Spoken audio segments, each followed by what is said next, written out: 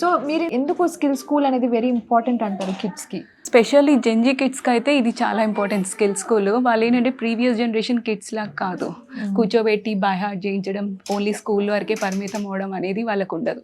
వాళ్ళు out of boundary think చేస్తారు. So అలాంటి వాళ్ళకి ఇట్లాంటి స్కిల్ సెట్ అనేది ఉండాలన్నమాట.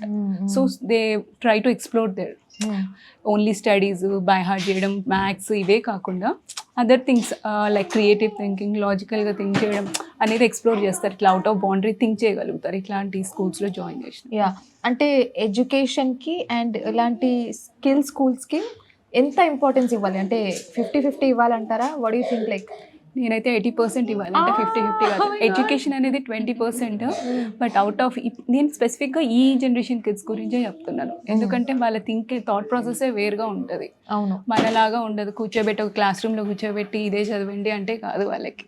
అవుట్ ఆఫ్ బుక్స్ ఎక్కువ ఉండాలి వాళ్ళకి. ఓన్లీ బుక్స్లో ఉన్నదే కాదు, మిగతా ప్రపంచమే వాళ్ళకి ఫస్ట్ మెయిన్. బాగా 80% వాళ్ళకి అదే ఉండాలి.